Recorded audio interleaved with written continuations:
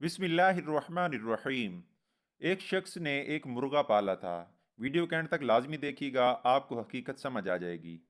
एक बार इसने मुर्गा ज़िबा करना चाहा। मालिक ने मुर्गे को ज़िबा करने का कोई बहाना सोचा और मुर्गे से कहा कि कल से तुमने अजान नहीं देनी वरना ज़िबा कर दूंगा।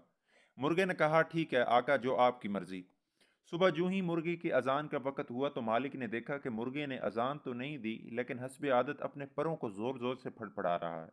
मालिक ने अगला फरमान जारी किया कि कल से तुमने ये पर भी नहीं मारने वरना ज़िबा कर दूंगा। अगले दिन सुबह अजान के वक्त मुर्गे ने हुक्म की तमील करते हुए पर तो नहीं हिलाए, लेकिन आदत से मजबूरी के तहत गर्दन को लंबा करके ऊपर उठाया। मालिक ने अगला हुक्म दिया कि कल से गर्दन भी नहीं हिलनी चाहिए। अगले दिन अजान के वक्त मुर्गा बिल्कुल मुर्गी बनकर खामोश बैठा रहा। मालिक ने सोचा ये तो बात नहीं बनी। अब के बार मालिक ने भी ऐसी बात सोची जो वाकई मुर्गे बेचारे की बस की बात नहीं थी। मालिक ने कहा कि कल से तुमने सुबह अंडा देना है वरना ज़िबा कर दूंगा। अब मुर्गे को अपनी मौत साफ साफ नजर आने लगी और वो बहुत जोरों कतार से रो रहा था।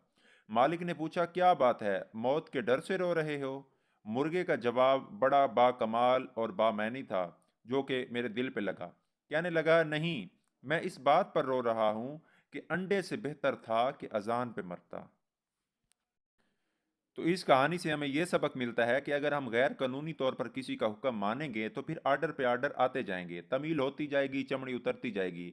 इसीलिए अंदर अपने इतनी जुर्रत पैदा करें कि कोई आपको गैर कानूनी हुक्म ना कहे, आपके अंदर हक कहने की जुर्रत होनी चाहिए। दोस्तों, उम्मीद करता हूँ इस वीडियो से हम सबको बहुत कुछ सीखने को मिलेगा। अगर आपको ये वीडियो अच्छी लगी तो आगे लाजमी शेयर करें, क्योंकि ये एक सदका जारिया है। और वीडियो को लाइक करके चैनल को लाजमी सब्सक्राइब करें। आपकी सपोर्ट का बेहद शुक्रिया।